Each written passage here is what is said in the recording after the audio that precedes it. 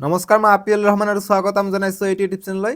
আজি আমি পঢ়িম তোমালোকৰ ক্লাছ 7ৰ অসমীয়াৰ যিখন কিতাপ আছে উন্মেষ, তাৰে আজি আমি পাঠ 5টো কৰিম, ভলুকা আৰু ভতুৱা।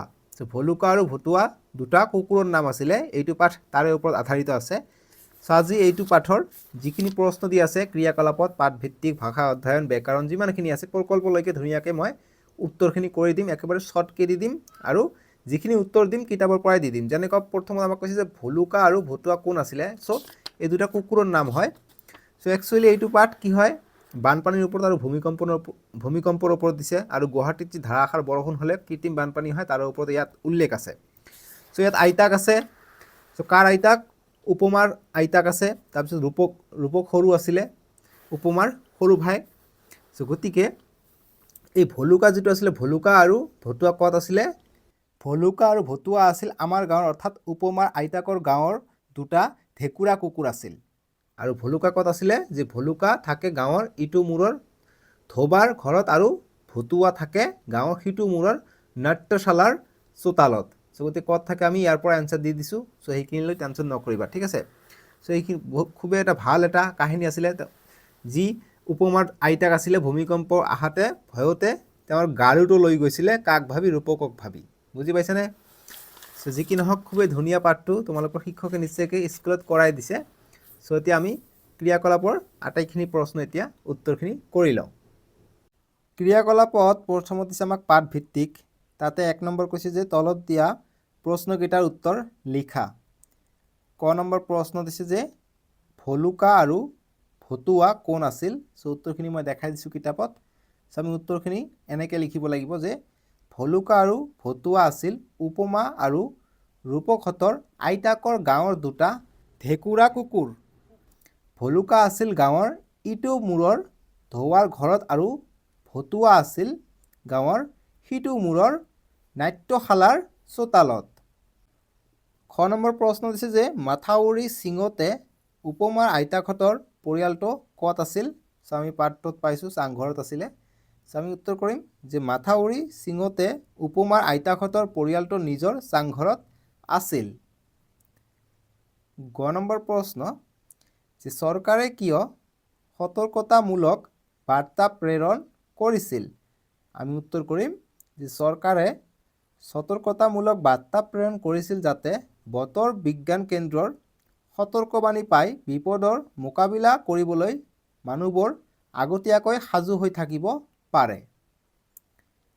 ঘ নম্বৰ যে উপমাহঁতৰ আইতাকে ভূমিকম্প আহোঁতে কোলাত কি লৈ ওলাই আহিছিল। চ' গতিকে যেতিয়া ভূমিকম্প আহিছিলে তেতিয়া আইতাকে কি লৈ ওলাই আহিছিলে? গাৰুটো লৈ ওলাই আহিছিলে ৰূপকৰ সলনি। চ' আমি উত্তৰ কৰিম যে উপমাহঁতৰ আইতাকে ভূমিকম্প আহোঁতে কোলাত গাৰু এটা লৈ ওলাই আহিছিল। ঙ নম্বৰ যে চাং কি, ইয়াক কি কামত ব্যৱহাৰ কৰা হয়। আমি উত্তৰ কৰিম চাং হ'ল বাঁহ বা কাঠেৰে তৈয়াৰী কৰি ওলোৱা এক ওখ কিন্তু সুবিধাজনক ব্যৱস্থা। বানপানী আক্ৰান্ত এলেকাসমূহত চাং বা চাংঘৰ দেখা যায়। আৰু ইয়াৰ ব্যৱহাৰ লিখিম যে বানপানীৰ পৰা শস্য ৰক্ষা কৰিবলৈ গাঁৱৰ বেছিভাগ মানুহৰ ঘৰতে ডাঙৰ একোখন চাং থাকে। এই চাঙত বাৰিষাৰ আগে আগে মানুহে ধান, মাহ আদি শস্য তুলি থৈ দিয়ে। চ' তোমালোকে মাজুলীত যাবা, মাজুলীত এতিয়া তোমালোকে চাংঘৰ দেখিবলৈ পাবা, কিয়নো মাজুলীত বানপানী হয় বাবে, ঠিক আছে। তাৰপিছত 6 নম্বৰ প্ৰশ্ন দিছে যে কৃত্ৰিম বানপানী সৃষ্টি হোৱাৰ কাৰণ কি। আমি উত্তৰ কৰিম যে সাধাৰণতে চহৰ অঞ্চলত কৃত্ৰিম বানপানী হোৱা দেখা যায়। কৃত্ৰিম বানপানী হোৱাৰ মূল কাৰণ দুটা কি কি? 1 নম্বৰ যে মানুহে যেনিয়ে তেনিয়ে জাবৰ জোথৰ পেলোৱাৰ ফলত নৰ্দমাবোৰ বন্ধ হৈ পৰে। বৰষুণ আহিলে সেই পানী নৰ্দমাৰে ওলাই যাব নোৱাৰে, ফলত কৃত্ৰিম বানপানীৰ সৃষ্টি হয়। আৰু 2 নম্বৰ কাৰণ লিখিম যে আজিকালি পাহাৰ কাটি ঘৰ সজোৱাৰ ফলত ওপৰৰ মাটি বৰষুণৰ লগত তললৈ নামি আহে। সেই মাটিয়ে নলা নৰ্দমাবোৰ বন্ধ কৰে আৰু কৃত্ৰিম বানপানীৰ সৃষ্টি হয়। 6 নম্বৰ প্ৰশ্ন গাঁৱৰ মানুহবোৰে ঘাইপথৰ দাঁতিত তম্বু তাৰি কিয় থাকিবলগীয়া হৈছিল? ইম্পৰ্টেণ্ট প্ৰশ্ন। আমি উত্তৰ কৰিম যে গাঁৱৰ মানুহবোৰে ঘাইপথৰ দাঁতিত তম্বু তৰি থাকিবলগীয়া হৈছিল কাৰণ উপমাহঁতৰ আইতাকৰ গাঁওখনক মথাউৰি ছিঙা পানীয়ে খনকিতে বুৰাই পেলাইছিল। বহুতৰে ঘৰ দুৱাৰ ভাগিছিল। যিয়ে যেনেকৈ পাৰে ঘৰৰ যিমান বস্তু উদ্ধাৰ কৰিব পাৰে সিমানখিনি লৈ ঘাইপথৰ দাঁতিত তম্বু তৰি আশ্ৰয় লৈছিলগৈ। এতিয়া 2 নম্বৰৰ প্ৰশ্নবিলাক দিছে যে ভাবা আৰু উত্তৰ লিখা। ক নম্বৰ প্ৰশ্ন দিছে যে উপমা আৰু ভায়েকক দেখিহে মাক দেউতাক আৰু আইতাকৰ মুখলৈ পানী আহিল। ইয়াত মুখলৈ পানী বাক্যাংশই কি বুজাইছে? মুখলৈ যেহেতু বাৰিষা আহিছিলে গুৱাহাটীত শুক্ৰবাৰৰ দিনা পুৰা পানী হৈছিলে, গতিকে তেওঁলোকে ভয় খাই গৈছিলে, আতংক হৈছিলে যে কিয় এতিয়া উপমা আৰু ৰূপকে অহা নাই। ঠিক আছে, গতিকে সেইকাৰণে মুখলৈ তেওঁলোকক যেতিয়া দেখা পালে যে আহিছে তেতিয়া মুখলৈ মানে এটা শান্তি পাইছে, সেইকাৰণে মুখলৈ পানী অহা বুলি কৈছে। আমি উত্তৰ কৰিম যে উপমা আৰু ভায়েকক দেখিহে মাক দেউতাক আৰু আইতাকৰ মুখলৈ পানী আহিল। ইয়াত মুখলৈ পানী বাক্যাংশৰে বিপদৰ পৰা উদ্ধাৰ পোৱা বা দুশ্চিন্তাৰ পৰা মুক্তি পোৱা বুজাইছে। গতিকে যেতিয়া চালে যে দুয়োটাই ঠিকে আছে, তেতিয়া কি বিপদৰ পৰা ৰক্ষা পৰিছে, তেতিয়া ভাল পাইছে যে নহয় উপমা আৰু ৰূপক ঠিকে আছে। ঠিক আছে। খ নম্বৰ প্ৰশ্ন যে দুৰ্যোগ আহিলে বাঘে চাগে একেটা ঘাটতে পানী খায়। ইয়াত বাঘে চাগে একেটা ঘাটতে পানী খায় কথাখিনিয়ে কি বুজাইছে? গতিকে বাঘে চাগে মানে বাঘ আৰু ছাগলীয়ে একেটা ঘাটতে পানী খোৱা কথা কেনেকুৱা? যে বাঘটো ছাগলী খায়হে, গতিকে একেলগে কেনেকৈ পানী খাব সেইটো কথা কৈছে। ঠিক আছে, গতিকে আমি উত্তৰটো কৰিম খ নম্বৰটোৰ কাৰণে যে বাঘ আৰু ছাগলী দুয়ে পৰস্পৰৰ শত্ৰু। সাধাৰণ অৱস্থাত বাঘে ছাগলীক খায়, কিন্তু বিপদকালত বাঘ আৰু ছাগলী একেলগে থাকে। সেয়েহে কোৱা হয় যে দুৰ্যোগ আহিলে বাঘে ছাগে একেটা ঘাটতে পানী খায়। দুৰ্যোগ অহাৰ কাৰণে তেওঁলোক মিলাপ্ৰীতিৰে থাকে বা সেইটো কেনেকৈ দুৰ্যোগ নোহোৱা কৰিব পাৰে সেইটো চিন্তাধাৰা থাকে। ঠিক আছে। এতিয়া গ নম্বৰ প্ৰশ্ন দিছে যে দুয়োৰে মাজত আছিল অহিনকুল সম্বন্ধ। ইয়াত অহিনকুল সম্বন্ধই কেনেকুৱা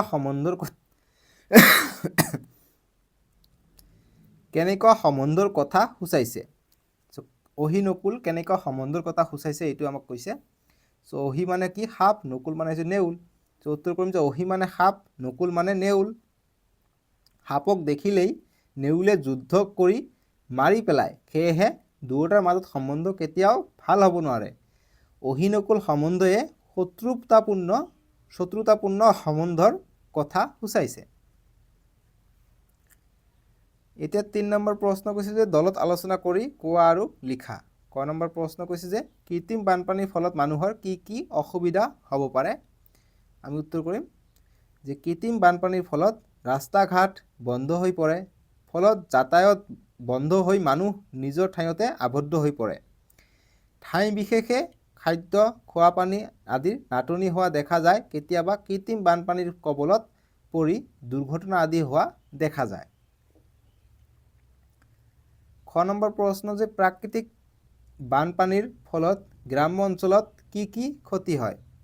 আমি উত্তৰ কৰিম যে গ্ৰাম্য অঞ্চলত সাধাৰণতে প্ৰাকৃতিক বানপানী হোৱা দেখা যায়, কাৰণ গ্ৰাম্য অঞ্চলত কৃত্ৰিম বানপানী নহয়, প্ৰাকৃতিক বানপানীয়ে হয়। ঠিক আছে। তাৰপিছত লিখিম যে ইয়াৰ ফলত ঘৰ দুৱাৰ ভাঙি যায় বা পানীত বুৰ যায়, খেতি বাতি নষ্ট হয়, জীৱ জন্তু মানুহ আদিৰ থকা খোৱাৰ ক্ষেত্ৰত সমস্যাৰ সৃষ্টি হয়। এতিয়া গ নম্বৰ প্ৰশ্ন যে পাঠত উল্লেখ থকা কাৰণ দুটাৰ উপৰি, গতিকে পাঠত দুটা কাৰণ উল্লেখ আছে, এই কাৰণ দুটাৰ উপৰি আন কি কি কাৰণত কৃত্ৰিম বানপানী হ'ব পাৰে?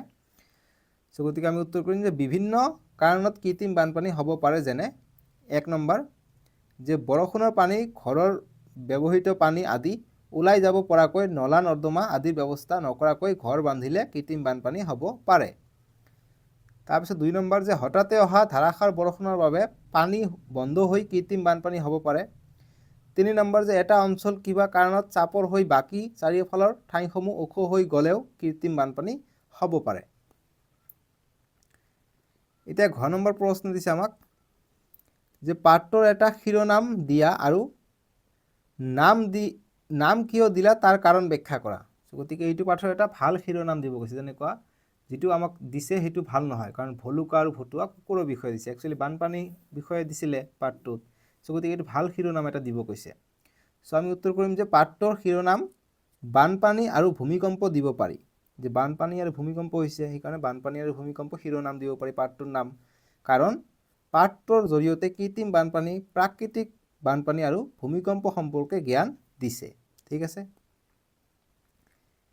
এতিয়া 4 নম্বৰৰ প্ৰশ্ন কৈছে যে বাক্যবোৰ নতুনকৈ সজাই শুদ্ধকৈ লিখা। গতিকে নতুনকৈ সজাই শুদ্ধকৈ লিখিব কৈছে, যিহেতু ভুলকৈ দিয়া আছে। যেনেকৈ ক নম্বৰটো দিছে যে ৰবৰৰ অভিযান উদ্ধাৰকাৰী চলাবলৈ উদ্ধাৰ দলে নাৱেৰে ধৰিলে। গতিকে এইটো শুদ্ধকৈ লিখিব লাগিব। উত্তৰটো হ'ব যে উদ্ধাৰকাৰী দলে ৰবৰৰ নাৱেৰে উদ্ধাৰ অভিযান চলাবলৈ ধৰিলে। খ নম্বৰ যে মাক দেউতাক দেখিহে দুয়োকে আৰু পানী আহিল আইতাকৰ মুখলৈ। আমি উত্তৰটো কৰিব লাগিব যে দুয়োকে দেখিহে মাক দেউতাক আৰু আইতাকৰ মুখলৈ পানী আহিল। ঠিক আছে। তাৰপিছত গ নম্বৰ যে অলপ ৰাতি কৰিব পঢ়া শুনা লাগিব নহয়। গতিকে এইটো শুদ্ধকৈ হ'ব যে ৰাতি অলপ পঢ়া শুনা কৰিব লাগিব নহয়। তাৰপিছত খ নম্বৰ দিছে যে বিদ্যুৎ বিচ্ছিন্ন বিভাগে ৰাতিয়েই থৈছিল কালি সংযোগ কৰি। কি কৈছে ন, এইটো শুদ্ধ কি হ'ব যে কালি ৰাতিয়েই বিভাগে বিচ্ছিন্ন বিদ্যুৎ সংযোগ কৰি থৈছিল। ঙ নম্বৰ যে কুকুৰ আৰু আমাৰ ঢেকুৰ ভলুকা গাঁৱৰ দুটা ভতুৱা আছিল। কি হ'ব? উত্তৰটো হ'ব শুদ্ধকৈ যে আমাৰ গাঁৱৰ ভলুকা আৰু ভতুৱা দুটা ঢেকুৰা কুকুৰ আছিল। ঠিক আছে। এতিয়া আমাক দিছে ভাষা অধ্যয়ন। ভাষা অধ্যয়নত আমাক কৈছে 5ৰ ক যে তলত দিয়া বাক্যকেইটা পঢ়া। গতিকে এইকেইটা বাক্য আমাক পঢ়িব দিছে। যেনেকুৱা বেছিকৈ বৰষুণ হ'লেই গুৱাহাটীত কৃত্ৰিম বানপানী হয়। গতিকে বেছিকৈ বৰষুণ হ'লে গুৱাহাটীত কৃত্ৰিম বানপানী হয়, আমি নিউজত চাওঁ। তাৰপিছত কৈছে যে কোনোবাই সিহঁতক উদ্ধাৰ কৰিবনে, প্ৰশ্ন কৰিছে। আইতা সাধু এটা কোৱা না, মানে কি কৈছে যে আইতা সাধু এটা কোৱা না। তাৰপিছত তোমালোকৰ মংগল হওক, কাকক কি কোৱা যে তুমি ভালে থাকা, তোমালোকৰ মংগল হওক। বাহ কি মজাৰ কাহিনী। এইটো ভাৱবোধক আছে, এইটো ভাৱবোধক। ইয়াৰ ওপৰত এতিয়া কৈছে যে এই বাক্যকেইটাই কি ভাৱ প্ৰকাশ কৰিছে জানো আহকচোন। তেনেকুৱা বাক্যটো আমাক প্ৰথম দিছে যে বেছিকৈ বৰষুণ হ'লেই গুৱাহাটীত কৃত্ৰিম বানপানী হয়। গতিকে এইটো এটা কি, কোনো এটা ঘটনা বা কৰ্মৰ বৰ্ণনা কৰিছে। ঠিক আছে, বা যিটো প্ৰকাশ কৰা ভাৱ। তাৰপিছত কোনোবাই সিহঁতক উদ্ধাৰ কৰিবনে। গতিকে এইটো কি, এইটো প্ৰশ্নৰ অৱতাৰণা কৰিছে।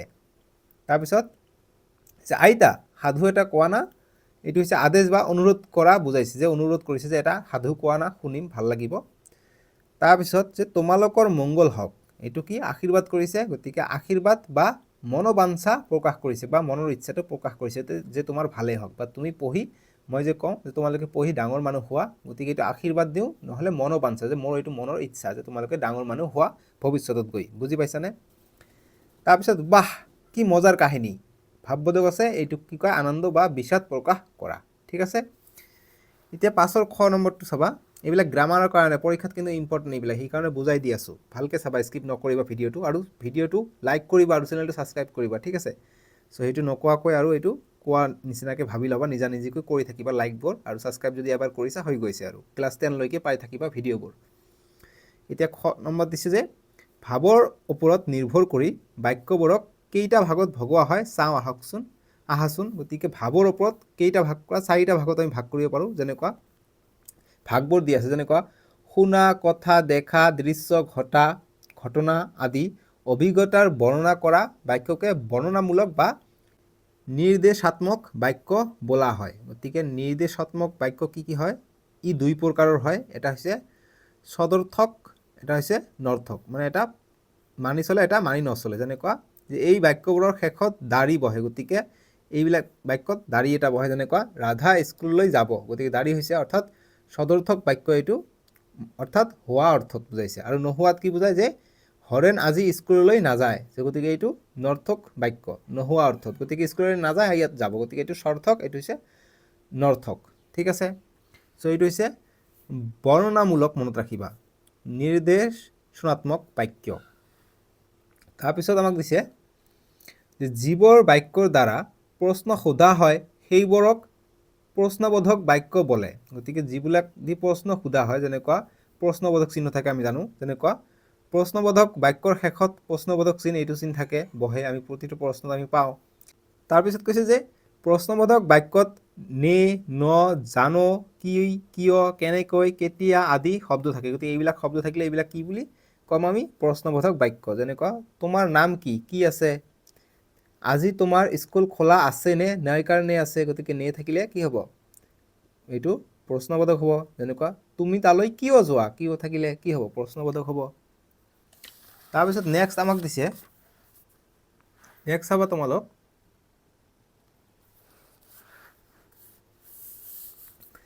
নেক্সট আমাক দিছে অনুজ্ঞাবোধক বাক্য।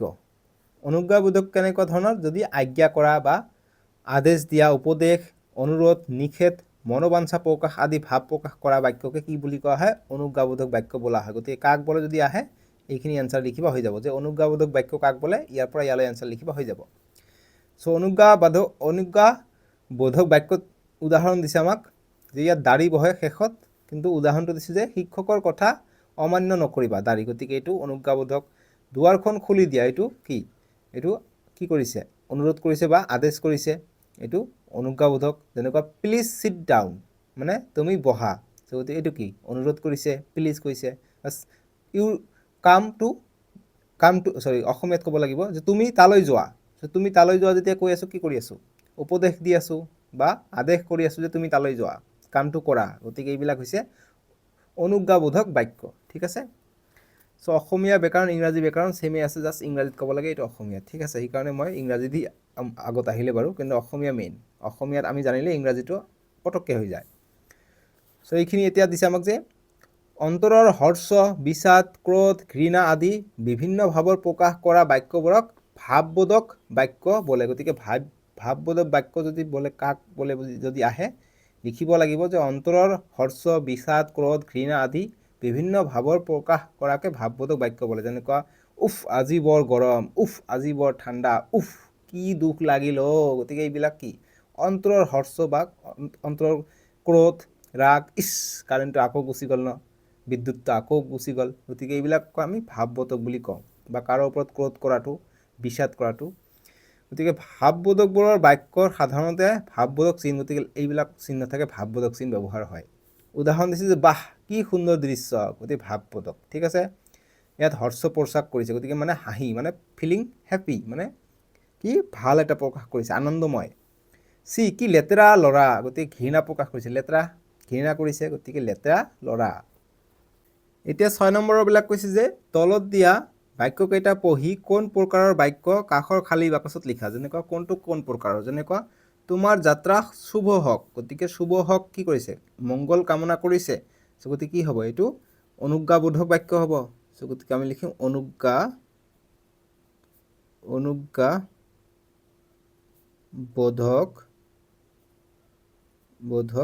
বাক্য।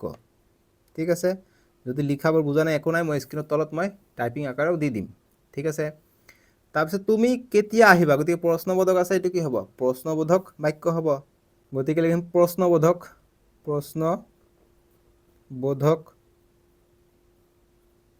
বাক্য। ঠিক আছে? প্ৰশ্নবোধক বাক্য।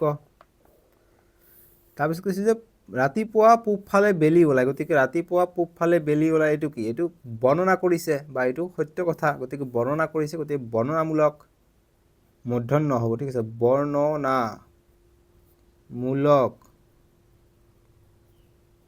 বৰ্ণনামূলক বাক্য। এইটো কৈছে যে সকলো সুখেৰে থাকা, গতিকে সকলো সুখেৰে থাকা মানে কি? কাৰোবাৰ মংগল কামনা কৰিছে। ঠিক আছে? গতিকে এইটোও কি হ'ব? এইটোও অনুজ্ঞাবোধক বাক্য হ'ব, ছেম হ'ব, মংগল কামনা কৰিছে এইটোও। গতিকে অনুজ্ঞাবোধক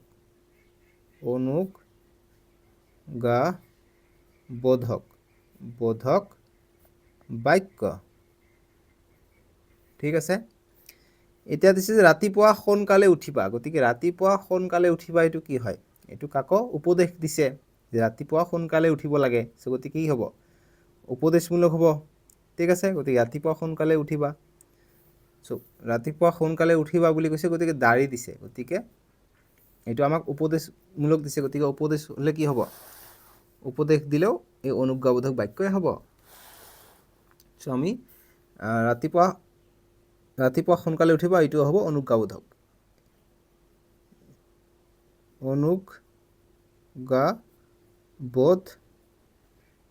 বোধক বাক্য ক এটা দিবা অনুজ্ঞাবোধক বাক্য ওপৰটোত ঠিক আছে বুজি পাইছা তাৰপিছত দিছে আমাক যে তুমি অংক কেইটা পাৰিলানে গতিকে প্ৰশ্নবোধক আছে গতিকে প্ৰশ্নবোধক বাক্য প্ৰশ্ন কৰিছে যে তুমি অংক কেইটা পাৰিছানে প্ৰশ্নবোধক চ' অংকৰ কথা মনত পৰিল তোমালোকে মই যে মেথ ভিডিঅ'বোৰ দি আছোঁ সেইবিলাক চাই আছে নে নাই চোৱা চাবা গণিতৰ ভিডিঅ'বিলাকো দি অহা হৈছে তোমালোকৰ যি নতুন গণিত কিতাপ আছে সেইটোৰ তুমি অংকটো কৰিলানে এইটো হৈছে প্ৰশ্নবোধক বাক্য কিতাপখন খৰচি মাৰি পঢ়া গতিকে খৰচি মাৰি পঢ়া বুলি কৈছে গতিকে খৰচি মাৰি পঢ়া মানে কি খৰচি মাৰি পঢ়া মানে কিবা এটা উপদেশ দিছে ঠিক আছে গতিকে এইটোও কি হ'ব অনুজ্ঞাবোধক বাক্য হ'ব গতিকে অনুজ্ঞাবোধক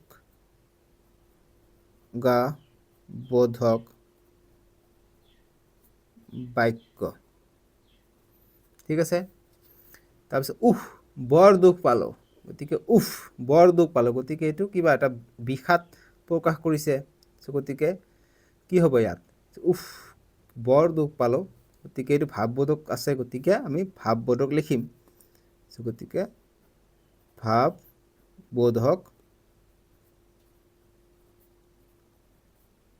ভাৱবোধক বাক্য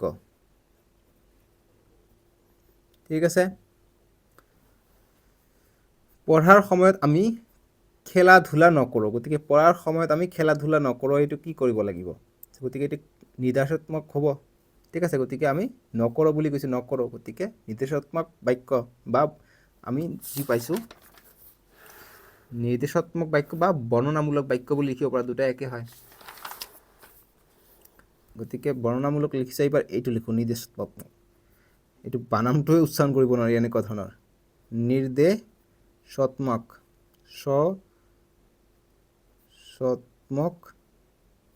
বাক্য বৰ আনন্দ পালোঁ গতিকে এইটো কি হৰ্ষ প্ৰকাশ কৰিছে গতিকে আনন্দ প্ৰকাশ কৰিছে গতিকে এটি কি হ'ব এইটো ভাৱবোধক আছে ভাৱবোধক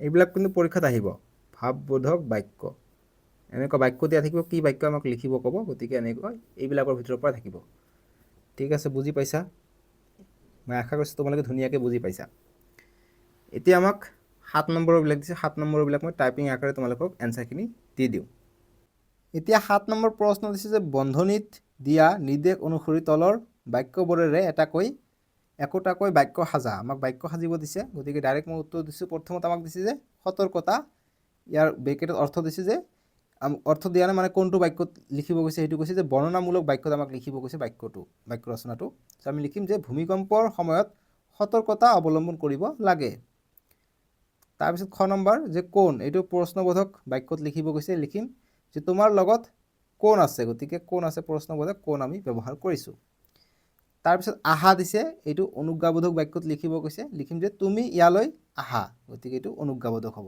দাঁড়ি বহিছে ঠিক আছে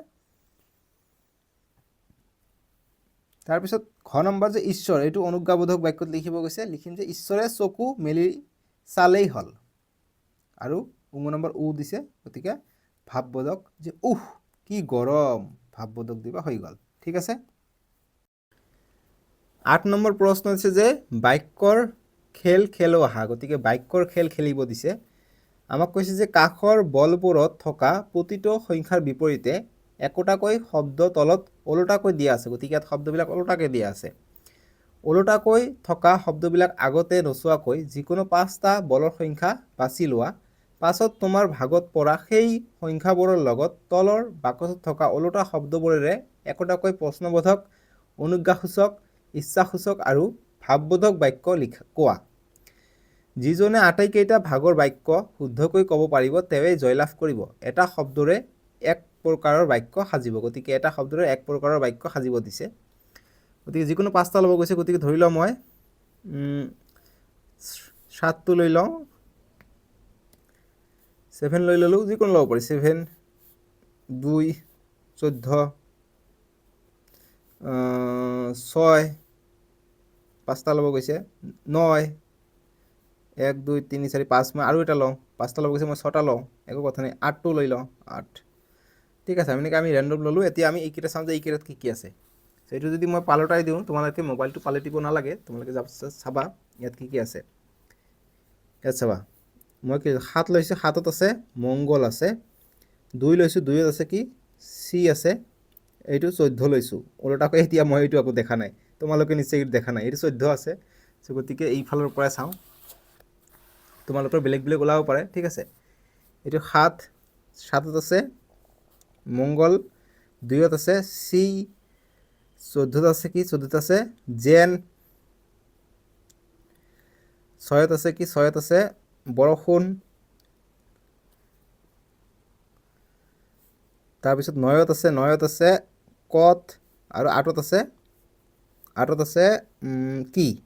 ঠিক আছে, 8ত আছে কি, দেখা 8ত আছে কি। গতিকে এইকেইটা পালোঁ, বৰষুণ, মংগল, কি, কট, জেন, চি। এতিয়া এইকেইটাতে আমাক এতিয়া বাক্য ৰচনা লিখিব লাগে। ঠিক আছে, গতিকে বাক্য ৰচনা লিখিম আমি। তোমালোকে বেলেগ বেলেগ নাম্বাৰৰ ল'ব পাৰা। 5টা ল'ব গৈছে, মই 6টা লৈছোঁ। গতিকে এতিয়া প্ৰথমত যিটো দিছে 7 নম্বৰটো আমি কি পালোঁ, 7 নম্বৰটো পাইছোঁ মংগল। 7 নম্বৰ পাইছোঁ মংগল। ঠিক আছে, চ' মংগল কি আমি লিখিব পাৰোঁ, সকলোৰে মংগল হওক,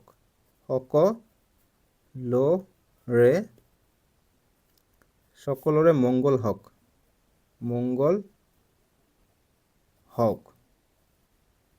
হওক, ঠিক আছে। গতিকে এইটো কি কৰিলোঁ, এইটো কি শব্দত পৰিব, সকলোৰে মংগল হওক। এইটো কি আমি কিবা এটা আশা কৰিছোঁ, গতিকে ইচ্ছাসূচক হ'ব। ঠিক আছে, গতিকে ইচ্ছাসূচক, ইচ্ছা প্ৰকাশ কৰিছোঁ, চ' ইচ্ছাসূচক হ'ব, ইচ্ছাসূচক। তাৰপিছত আমি কি লৈছোঁ 2 নম্বৰ। 2 নম্বৰত কি আছে, 2 নম্বৰত আছে চি। গতিকে 2 নম্বৰ, 2ত আছে চি। এতিয়া আমি কি লিখিব পাৰোঁ, চি। কি লেতেৰা ল'ৰা, কি লেতেৰা, লেতেৰা ল'ৰা নকৈ লেতেৰা ছোৱালী বুলি কওঁ, যিহেতু লেতেৰা ল'ৰা কিতাপত আছে। গতিকে ছোৱালী দিওঁ, চবকে সমান চাব লাগে, নহয় জানো, ছোৱালী। ঠিক আছে, গতিকে এইটো কি হ'ব, ভাৱবোধক আছে। গতিকে আমি ইয়াত এটা ভাৱ চিহ্ন দিম, ভাৱবোধক। গতিকে লিখিম, গতিকে এইটো হ'ব ভাৱবোধক বাক্য। 2টা পাই গ'লোঁ, ভাৱবোধক বাক্য। ঠিক আছে, পাই গ'লোঁ ভাৱবোধক বাক্য। এতিয়া নেক্সট কি আছে, ভাৱৰ বটোত ব নাই। ঠিক আছে, অকল ব আছে। চাবা, ভাৱবোধকত অকল ব আছে হা, ব নিদিবা। মই ভুলতে ব দিলোঁ, ব নিদিবা, ভাৱবোধক। তাৰপিছত আমি কি পাইছোঁ, এই দুটা হৈ গ'ল লিখা তোমালোকৰ। তাৰপিছত কি লৈছোঁ 14 নম্বৰ। 14 নম্বৰত কি আছে, 14 নম্বৰত আছে জেন আছে, জেন। এইটো তোমালোকে ভালকৈ চাবা, এইটো আছে জেন আছে, 14 নম্বৰত আছে জেন। ঠিক আছে, গতিকে জেন আছে, জেন 14 নম্বৰত আছে জেন। জেনটো কি হ'ব তোমালোকে চাবা, যে সকলোৱে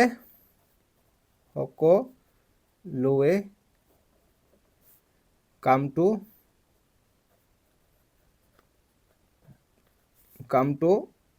কৰে যেন, এইটো কি কৰিছে, সকলো কামটো কৰে। তোমালোকক যে কয় যে সকলোৱে যাতে হোমৱৰ্কটো কৰা, তেনেকুৱা সকলোৱে যাতে কামটো কৰে, কৰে যেন। গতিকে সকলোৱে যাতে কামটো কৰে, কি এইটো আদেশ কৰিছে। গতিকে এইটো কি হ'ব, দাবী হ'ব। গতিকে এইটো অনুজ্ঞা হ'ব, যিটো আমাক অনুজ্ঞাসূচক বাক্য, অনুজ্ঞাসূচক হ'ব এইটো, অনুজ্ঞাসূচক বাক্য। নেক্সট কি লৈছোঁ, নেক্সট লৈছোঁ 6 নম্বৰটো লৈছোঁ। 6 নম্বৰত কি আছে, 6 নম্বৰত আছে বৰষুণ আছে বৰষুণ ঠিক আছে গতিকে এইটো বৰ্ণনামূলকে হ'ব ডাইৰেক্ট হ'ব বৰষুণ বৰষুণ বৰষুণ লিখিম যে আজি বৰষুণ দিব পাৰে ঠিক আছে গতিকে বৰষুণ আমি ইউজ কৰিলোঁ এইটো বৰ্ণনামূলক গতিকে কি কৈছে ইয়াত প্ৰশ্নবোধক গতিকে প্ৰশ্নবোধক এতিয়া বনাব কৈছে গতিকে এইটোক আমি আজি বৰষুণ দিব পাৰেনে পাৰে নহয় কাৰণে কৰিব পাৰোঁ পাৰেনে প্ৰশ্নবোধক বনাব পাৰোঁ যে আজি বৰষুণ দিব পাৰেনে গতিকে প্ৰশ্নবোধক হৈ গ'ল এইটো প্ৰশ্নবোধক বাক্য ঠিক আছে 1 2 3 4 আৰু কেইটা কৰিছোঁ এতিয়া 9 নম্বৰটো কৈছোঁ 9 নম্বৰটো কি লিখিছোঁ আমি 9 কত পাইছোঁ কত দিয়ে এতিয়া সজাব লাগে কত 9 নম্বৰটো কত যে তুমি কত যোৱা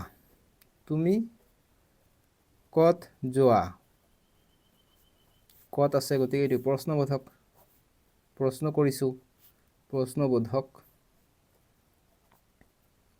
বাক্য ঠিক আছে তাৰপিছত আমি 8 নম্বৰটো লৈছোঁ 8 নম্বৰ তোমালোকে যিকোনো ল'ব পাৰা সেইটো লৈ বাক্য ৰচনা কৰিব লাগিব বাক্য সাজিব কৈছে 8 নম্বৰত কি আছিলে 8 নম্বৰত আছিলে কি আছে গতিকে কি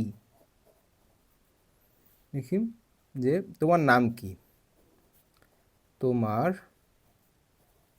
নাম কি প্ৰশ্নবোধক এইটো প্ৰশ্নবোধক বাক্য হ'ল ঠিক আছে প্ৰশ্নবোধক বাক্য বাস এনেদৰে কৰিব লাগিব বুজি পাইছা এতিয়া আমাক 9 নম্বৰবিলাক দিছে 9 নম্বৰ আমাক খালী ঠাই দিছে গতিকে 9 নম্বৰটো এতিয়া আমি উত্তৰ কৰোঁ 9 নম্বৰ প্ৰশ্ন দিছে যে পাঠটোত থকা জুৰীয়া শব্দৰে খালী ঠাই পূৰ কৰা যেনেকৈ ক নম্বৰ দিছে যে মানুহে যেনিয়ে তেনিয়ে ডেছ পেলায় গতিকে পাঠটোত উল্লেখ আছে যে যেনিয়ে তেনিয়ে জাবৰ জোথৰ পেলায় গতিকে পাঠত চাবা জাবৰ জোথৰ উল্লেখ আছে সো এনসাৰটো হ'ব জাবৰ জোথৰ পেলায় তাৰপিছত খ নম্বৰ যে মাছ নিচা দুৱৰে কেনেবাকৈ ডেছ হ'ল সো কি হ'ব উত্তৰটো যে মাছ নিচা দুৱৰে কেনেবাকৈ দেখা দেখি হ'ল সো গতিকে এই কুকুৰ দুটাৰ দেখা দেখি হৈ যে কাজিয়া হৈছে এইটোৰ কথাই কৈছে ঠিক আছে গতিকে কুকুৰ দুটাৰ নাম কি নাম ভলুকা আৰু ভতুৱা মনত থাকিব ভলুকা আৰু ভতুৱা গ নম্বৰ যে দুয়োটাৰে মাজত ডেছ লাগিছিল গতিকে কি হ'ব দুয়োটাৰে মাজত দবৰা দবৰি লাগিছিল ঘ নম্বৰ যে ঘাইপথৰ দাঁতিতে ডেছ মানুহে তম্বু তৰি ল'লে গতিকে কি হ'ব উত্তৰ হ'ব যে ঘাইপথৰ দাঁতিতে ওচৰা ওচৰিকৈ মানুহে তম্বু তৰি ল'লে উঙ নম্বৰ যে ভলুকা আৰু ভতুৱাও ডেছ আহি ঘাইপথত উঠিল কি হ'ব ভলুকা আৰু ভতুৱাও সাঁতুৰি নাদুৰি আহি ঘাইপথত উঠিল গতিকে ইয়াত হ'ব খালী ঠাইত হ'ব সাঁতুৰি নাদুৰি ঠিক আছে এতিয়া আমাক দিছে জ্ঞান সম্প্ৰসাৰণ 10 নম্বৰ কৈছে যে তলত দিয়া দফাকেইটা পঢ়া যে দুৰ্যোগ ব্যৱস্থাপনা যে দুৰ্যোগত কি ব্যৱস্থা ল'ব লাগে যে দুৰ্যোগৰ ক্ষয়ক্ষতিৰ প্ৰভাৱ হ্ৰাস কৰিবলৈ গ্ৰহণ কৰা কাৰ্যৱলীকে দুৰ্যোগ ব্যৱস্থাপনা বোলে দুৰ্যোগ ব্যৱস্থাপনাৰ স্তৰ তিনিটা হ'ল আগতীয়া প্ৰস্তুতি দুৰ্যোগৰ সময়ৰ জৰুৰীকালীন সঁহাৰি আৰু দুৰ্যোগৰ পাছৰ পুনৰ সংস্থাপনৰ প্ৰণালীবদ্ধ ব্যৱস্থা ইয়াৰ ওপৰত পিছফালে আমাক প্ৰশ্ন দিছে আমি উত্তৰ কৰিম ইয়াত কৈছে প্ৰাকৃতিক দুৰ্যোগ আৰু ইয়াত কৈছে যে প্ৰাকৃতিক দুৰ্যোগ আৰু মানৱসৃষ্ট দুৰ্যোগ প্ৰাকৃতিক দুৰ্যোগ কি হয় আৰু মানৱসৃষ্ট দুৰ্যোগ কি হয় আমাক কৈছে ইয়াৰ বিষয়ে যে প্ৰাকৃতিক স্বাভাৱিক অথচ বিপদজনক পৰিঘটনাবোৰকে প্ৰাকৃতিক দুৰ্যোগ বোলে যেনে বানপানী ঘূৰ্ণীবতাহ সুনামি ভূমিস্খলন হিমস্খলন আগ্নেয়গিৰি উদগীৰণ ভূমিকম্প বনজুই ইত্যাদি আৰু মানুহৰ অৱহেলাৰ জৰিয়তে ভুলৰ বাবে বা ইচ্ছাকৃতভাৱে সৃষ্টি হোৱা দুৰ্যোগক মানৱসৃষ্ট দুৰ্যোগ বোলে যেনে বিস্ফোৰণ যুদ্ধ প্ৰদূষণ এইবিলাক হৈছে মানৱসৃষ্ট দুৰ্যোগ উদাহৰণবিলাক মনত ৰাখিবা এইখিনি ইম্পৰ্টেণ্ট আছে এতিয়া নেক্সট পিঠিত আমি চাম নেক্সট পিঠিত আমাক প্ৰশ্ন দি আছে নেক্সট পিঠিত 11 নম্বৰ প্ৰশ্নবিলাক যিটো দিছে যে তলত দিয়া প্ৰশ্নকেইটাৰ উত্তৰ লিখা সো এইবিলাক প্ৰশ্ন আগত যি পঢ়িলো ইয়াৰ ওপৰতে দিছে যেনেকুৱা ক নম্বৰ যে দুৰ্যোগ ব্যৱস্থাপনা বুলিলে কি বুজা। চ' ইয়াত তোমালোকে এইটো পিঠিতে চাব পাৰিবা এনচাৰটো। ইয়াৰ পৰা লিখিব লাগিব যে দুৰ্যোগৰ ক্ষয় ক্ষতিৰ প্ৰভাৱ হ্ৰাস কৰিবলৈ গ্ৰহণ কৰা ব্যৱস্থাৱলীকে দুৰ্যোগ ব্যৱস্থাপনা বোলে। বাছ ইমানখিনি লিখিবা, এনচাৰ হৈ গ'ল। ঠিক আছে। তাৰপিছত যেনেকৈ দিছে আমাক যে দুৰ্যোগ ব্যৱস্থাপনাৰ তিনিটা স্তৰ তিনিটা কি কি। চ' ইয়াতে দিয়া আছে আমাক তিনিটা স্তৰ। ইয়াৰ পৰা এনচাৰখিনি দিছোঁ। তিনিটা স্তৰ কি আছে, আগতীয়া প্ৰস্তুতি, দুৰ্যোগৰ সময়ৰ জৰুৰীকালীন সঁহাৰি আৰু দুৰ্যোগৰ পাছৰ পুনৰ সংস্থাপনৰ প্ৰণালীবদ্ধ ব্যৱস্থা। গতিকে ইয়াৰ পৰা এতিয়া আমি এই 11ৰ এনচাৰখিনি আমি এতিয়া টাইপিং আকাৰে কৰি লওঁ উত্তৰখিনি। 11 নম্বৰ প্ৰশ্নটো মই এতিয়া টাইপিং আকাৰে দিছোঁ যে 11 নম্বৰ তলত দিয়া প্ৰশ্নকেইটাৰ উত্তৰ লিখা। ক নম্বৰ কৈছে যে দুৰ্যোগ ব্যৱস্থাপনা কাক বোলে। চ' উত্তৰখিনি মই দেখাই দিছোঁ, এতিয়া টাইপিং আকাৰে দিছোঁ, এনেকৈ লিখিবা তোমালোকে বহীত যে উত্তৰ যে দুৰ্যোগৰ ক্ষয় ক্ষতিৰ প্ৰভাৱ হ্ৰাস কৰিবলৈ গ্ৰহণ কৰা ব্যৱস্থাৱলীকে দুৰ্যোগ ব্যৱস্থাপনা বোলে। খ নম্বৰ প্ৰশ্নটো দিছে যে দুৰ্যোগ ব্যৱস্থাপনাৰ স্তৰ তিনিটা কি কি। আমি উত্তৰ কৰিম দুৰ্যোগ ব্যৱস্থাপনাৰ স্তৰ তিনিটা হ'ল আগতীয়া প্ৰস্তুতি, দুৰ্যোগৰ সময়ৰ জৰুৰীকালীন সঁহাৰি আৰু দুৰ্যোগৰ পিছৰ পুনৰ সংস্থাপনৰ প্ৰণালীবদ্ধ ব্যৱস্থা। আৰু গ নম্বৰ এতিয়া 12 নম্বৰৰ প্ৰশ্ন দিছে আমাক যে ভিন ভিন জৰুৰীকালীন সময়ত সহায়ৰ বাবে ভিন ভিন নম্বৰত যোগাযোগ কৰিব পৰাৰ সুবিধা আমাৰ দেশত আছে। মোবাইল বা লেণ্ডফোনৰ পৰা এই নম্বৰসমূহ ডায়েল কৰি আমি সেই সুবিধাসমূহ ল'ব পাৰোঁ। জৰুৰীকালীন অৱস্থা অনুসৰি ডায়েল কৰিবলগীয়া নম্বৰসমূহ এনেধৰণৰ। যদি দুৰ্যোগ প্ৰশম হয় তেতিয়া আমি 112ত কল কৰিম। জৰুৰীকালীন ফোন নম্বৰসমূহ দিছে আমাক। অসম আৰক্ষীত যেতিয়া আমি পুলিচক ফোন কৰিম 100 নহ'লে 112লৈ ফোন কৰিম। অগ্নি নিৰ্বাপক বাহিনী যেতিয়া কোনো ঠাইত জুই লাগিব তেতিয়া আমি 101 নম্বৰত ফোন কৰিম। এম্বুলেন্স বা জৰুৰীকালীন চিকিৎসা সেৱাৰ কাৰণে আমি 108 নহ'লে 104ত ফোন কৰিম। শিশু হেল্পলাইন যদি ক'ৰবাত শিশু শ্ৰমিক হৈ আছে বা শিশুৰ ওপৰত অত্যাচাৰ হৈ আছে সেইটো আমি 1098ত ফোন কৰিম। 1098। মহিলা হেল্পলাইন যদি কোনো কাৰণত মহিলাৰ ওপৰত অত্যাচাৰ হৈ আছে তেনেহ'লে আমি 181ত ফোন কৰিম। ঠিক আছে। এতিয়া আমাক কৈছে যে তলত দিয়া কোনটো পৰিস্থিতিত কি নম্বৰ ডায়েল কৰিবা কাষৰ বাকচত লিখা। গতিকে কোনটো পৰিস্থিতিত আমি কোনটো নম্বৰ ডায়েল কৰিম। যেনেকুৱা ক নম্বৰ দিছে যে তোমালোকৰ চুবুৰীয়া এজনৰ ঘৰত এজন 10 বছৰীয়া ল'ৰাক বন কৰা হিচাপে ৰাখিছে। গতিকে বন কৰা ল'ৰা হিচাপে যদি ৰাখে 10 বছৰীয়া এটা শিশুক তেনেহ'লে এইটো কি আইনমতে অপৰাধ হ'ব। গতিকে শিশু হেল্পলাইন নম্বৰত আমি ফোন কৰিম। 1098ত ফোন কৰিব লাগে। গতিকে 1098 1098। খ নম্বৰ দিছে যে ৰাস্তা নিৰ্মাণৰ কাম কৰি থকা শ্ৰমিক এজনে প্ৰখৰ ৰ'দ সহ্য কৰিব নোৱাৰি ঢলি পৰিল। গতিকে ঢলি পৰিল কি অসুস্থ হৈ গৈছে। গতিকে চিকিৎসা সেৱা লাগিব। গতিকে আমি 108 নহ'লে 104ত ফোন কৰিম। গতিকে 108ত ফোন কৰিম। 108 নহ'লে 100 আমি 4ত যোগাযোগ কৰিম। ঠিক আছে। তাৰপিছত তোমালোকৰ কাষৰ ঘৰত চোৰে খিৰিকী ভাঙি সোমাবলৈ ধৰাটো তুমি মনে মনে দেখিলা। গতিকে চোৰে যেতিয়া ঘৰত চুৰি কৰিবলৈ আমি কি কৰিম, আমি আৰক্ষীক আমি ফোন কৰিম। গতিকে 100 বা 112ত আমি ফোন কৰিম। গতিকে 100 নহ'লে 112 আমি ফোন কৰিম। আমি যেনেকুৱা তোমালোকৰ মামা বা তোমালোকৰ যিসকলকে ফোন লগোৱা তোমালোকে 10টা নম্বৰ ডায়েল কৰা, এইবিলাকত এই তিনিটা নম্বৰে 100কে ফোন মাৰিবা তথাপিও ফোন লাগিব। ঠিক আছে। তাৰপিছত ঘ নম্বৰ যে এঘৰত গেছ চিলিণ্ডাৰৰ বিস্ফোৰণ হ'ল। গতিকে গেছ চিলিণ্ডাৰৰ বিস্ফোৰণ হ'লে LPG বিস্ফোৰণ হ'লে কি জুই লাগিব। জুই লাগিলে ওপৰত হেল্পলাইন নম্বৰ কোনটো দিয়া আছে অগ্নি নিৰ্বাপক বাহিনী 101ত আমি ফোন কৰিম। গতিকে 101ত আমি ফোন কৰিম। এতিয়া আমাক দিছে নম্বৰটো যে প্ৰবল বৰষুণৰ ফলত তোমালোকৰ ওচৰৰ পাহাৰখনত ভূমিস্খলন হৈছে। গতিকে ভূমিস্খলন যেতিয়া হৈছে এতিয়া আমি কোনটোত ফোন কৰিম চাবা। দুৰ্যোগ প্ৰশমন কৰাৰ কাৰণে আমি চাব লাগিব যাতে ভূমিস্খলন যিটো হৈছে তাতে মানুহ যদি কিবা সোমাই আছে তলত তাক উদ্ধাৰ কৰিব লাগিব। গতিকে দুৰ্যোগ প্ৰশমন কৰাৰ কাৰণে আমি ফোন কৰিম। গতিকে 112ত আমি ফোন কৰিম। চাবা অসম আৰক্ষী 112ৰ কাৰণে উপলব্ধ, দুৰ্যোগ প্ৰশমন 112ই কিন্তু মনত ৰাখিবা। গতিকে এইটো হ'ব 112। বুজি পালা। 13 নম্বৰ প্ৰশ্ন দিছে যে জৰুৰীকালীন মোনাত কি কি সামগ্ৰী ৰাখিব লাগে। গতিকে জৰুৰীকালীন মোনাত কি কি সামগ্ৰী ৰাখিব লাগে আমি উত্তৰ কৰিম যে জৰুৰীকালীন মোনাত বিভিন্ন প্ৰয়োজনীয় সামগ্ৰী ৰাখিব লাগে, যেনে বেণ্ডেজ, কপাহ, টৰ্চ লাইট, কিছু লাগতিয়াল ঔষধ, পানীৰ বটল, শুকান খাদ্য যেনে বিস্কুট, চিৰা আদি। ঠিক আছে। এতিয়া আমাক দিছে প্ৰকল্প। 14 নম্বৰ কৈছে যে ভলুকা আৰু ভতুৱা কাহিনীটোত আইতাই তেওঁৰ অভিজ্ঞতাৰ পৰা এটা পুৰণি সঁচা ঘটনা বৰ্ণনা কৰিছে। আইতাই বৰ্ণনা কৰা ঘটনাৰ আৰ্হিত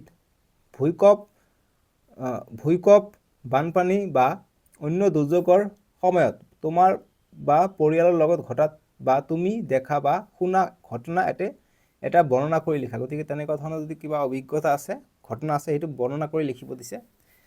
গতিকে এইটো দৰকাৰ নাই, পৰীক্ষাৰ কাৰণে নালাগে। 15 নম্বৰ কৈছে যে পাঠটোৰ পৰা নতুনকৈ পোৱা শব্দবোৰৰ শব্দাৰ্থ কাৰ্ড প্ৰস্তুত কৰা। গতিকে শব্দ অৰ্থ কাৰ্ড প্ৰস্তুত কৰি আমাক টিচাৰত হাতত জমা দিব কৈছে। গতিকে এইটো তোমালোকক নালাগে, শব্দ অৰ্থ লিখি দিব লাগে, ডাঙৰকৈ অঁকাই এটা কাৰ্ডবৰ্ডত লিখি দিব লাগে জমা। যদি বিচাৰে দিবা, নিদিলে নাই, এইটো দৰকাৰ নাই। 16 নম্বৰটো অকণমান মই তোমালোকক মুখেৰে কৈ দিওঁ, এইটো দৰকাৰ আছে অকণমান, কিয়নো সাদৃশ্যৰ পাৰ্থক্য দিব কৈছে, যিটো ইম্পৰ্টেণ্ট বস্তু। এইটো কৈছে যে যিকোনো দুৰ্যোগৰ সময়ত পৰিস্থিতিৰ সৈতে মোকাবিলা কৰিবলৈ যি ধৰণৰ ব্যৱস্থাপনা গ্ৰহণ কৰা হয় তাকে দুৰ্যোগ ব্যৱস্থাপনা বুলি কোৱা হয়। এই কাহিনীটোত চহৰ আৰু গাঁৱৰ বানপানীৰ পৰিস্থিতি বৰ্ণনা কৰা হৈছে। কাহিনীটোৰ আধাৰত চহৰ আৰু গাঁৱৰ বানপানীৰ সময়ত লোৱা দুৰ্যোগ ব্যৱস্থাপনাৰ পাৰ্থক্য আৰু সাদৃশ্য সম্পৰ্কে এটি টোকা লিখা। ইম্পৰ্টেণ্ট এইটো যে কি আমি যেতিয়া চহৰত হয়, চহৰত এইটো কি কৃত্ৰিম বানপানী হয়, যেনেকৈ গুৱাহাটীত হয়, বানপানী হ'ল 1-1.5 ঘণ্টাৰ পিছত এইটো নোহোৱা হৈ যায়। কিন্তু গাঁৱত যেতিয়া হয় 3 দিন 4 দিনলৈকে থাকে, মানুহৰ বহুতো দিগদাৰ হৈ যায়। গতিকে সেইটোৰ পাৰ্থক্য কি আছে আৰু সাদৃশ্য কি আছে চহৰ আৰু গাঁৱৰ বানপানীত। ঠিক আছে। গতিকে আমি পাৰ্থক্য সাদৃশ্য লিখিম। 16 নম্বৰটো উত্তৰ আমাক এনেদৰে লিখিব লাগিব। উত্তৰ যে কাহিনীটোৰ আধাৰত চহৰ আৰু গাঁৱৰ বানপানীৰ সময়ত লোৱা দুৰ্যোগ ব্যৱস্থাপনাৰ পাৰ্থক্য আৰু সাদৃশ্য। গতিকে দুৰ্যোগ ব্যৱস্থাপনা কি বুলি কয় যে যিকোনো দুৰ্যোগৰ সময়ত পৰিস্থিতিৰ সৈতে মোকাবিলা। গতিকে পৰিস্থিতিৰ সৈতে মোকাবিলা কৰাৰ কাৰণে আমি তাকে দুৰ্যোগ ব্যৱস্থাপনা বুলি কয়। গতিকে পাৰ্থক্য কি আছে, এতিয়া পাৰ্থক্য লিখিম। পাৰ্থক্য যে গাঁৱত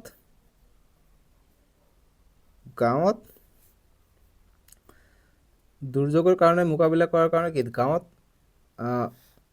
কিহৰ পাৰ্থক্য কি আছে, যাতে চহৰত যিটো বান আহিলে অসুবিধা হয় কিন্তু গাঁৱত নহয়। গাঁৱত ধৰি লোৱা যে থকা ঠাই অভাৱ নাথাকে, বা পাৰ্থক্য হৈছে যে গাঁৱত বানপানীৰ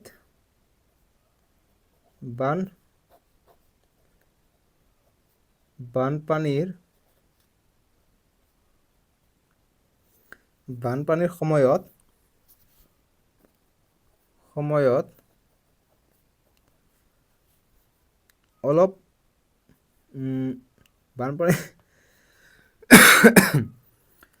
বানপানীৰ সময়ত লিখিব পাৰোঁ যে বানপানীৰ সময়ত সকলোৱে বা বানপানীৰ সময়ত মুকলি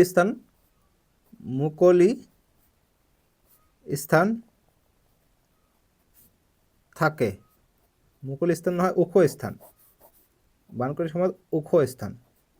আমি গাঁৱত ওখ স্থানত গৈ থাকোঁ বানপানীৰ সময়ত। গতিকে গাঁৱত বানপানীৰ সময়ত ওখ স্থান থাকে, কিন্তু টাউনত নাথাকে। কিন্তু চহৰত কি অসুবিধা থাকে, চহৰত ওখ স্থান নাথাকে, ওখ অট্টালিকাহে থাকে। চহৰত ওখ অট্টালিকাত গৈ থাকে। প্ৰথম ফ্ল'ৰত, 1 নম্বৰ ফ্ল'ৰত, গ্ৰাউণ্ড ফ্ল'ৰত পানী হৈ যায়, দ্বিতীয় ফ্ল'ৰত যায়, তৃতীয় ফ্ল'ৰত যায়, ওপৰত যায়। গতিকে চহৰত কি কৰে, চহৰত ওখ অট্টালিকাতে থাকে। অট্টালিকাতহে থাকে। ঠিক আছে। গতিকে এইটো পাৰ্থক্য। আৰু সাদৃশ্য দিব কৈছে। সাদৃশ্য আমি কি দিম, যে সাদৃশ্য লিখিম এতিয়া। সাদৃশ্য স্পেলিংবিলাক চাই যাবা। ঠিক আছে, স্পেলিংখিনি ইম্পৰ্টেণ্ট তোমালোকৰ অসমীয়াৰ কাৰণে। সাদৃশ্য এইটোৱে হ'ব যে গাঁও আৰু চহৰ, গাঁৱত আৰু চহৰ বা চহৰত বানপানীত বানপানীৰ সময়ত জৰুৰীকালীন ব্যৱস্থা বা আমাক কৈছে কি চাবা প্ৰশ্নটো কি কৈছে যে যিকোনো দুৰ্যোগৰ সময়ত পৰিস্থিতিৰ সৈতে মোকাবিলা কৰিবলৈ যি ধৰণৰ ব্যৱস্থাপনা গ্ৰহণ কৰা হয় পৰিস্থিতিত মোকাবিলা কৰিবলৈ হ'লে আমি কি কৰোঁ সাদৃশ্য কি আছে আমি পৰিস্থিতিত মোকাবিলাৰ কাৰণে গাঁৱৰ মানুহবিলাক ওখ ঠাইত যাওঁ আৰু চহৰৰ মানুহবিলাক ওখ অট্টালিকাত যায় এইটো আমি পাৰ্থক্য পালোঁ এতিয়া সাদৃশ্য যাতে গাঁৱৰ মানুহে কৰে চহৰৰ মানুহে কৰে গতিকে কি কৰে সাদৃশ্যটো পৰিস্থিতিটো মোকাবিলা কৰাৰ কাৰণে যে গাঁও আৰু চহৰত বানপানীৰ সময়ত পৰিস্থিতি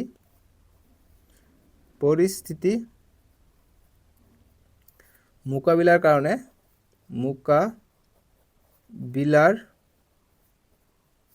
বাবে কি কৰিলে সুবিধা অনুসাৰে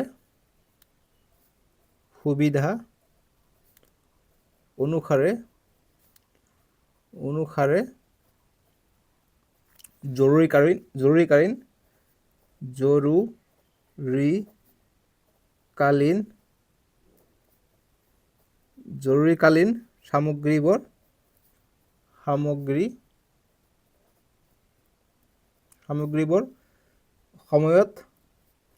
সময়ত মজুত ৰাখে বা সংগ্ৰহ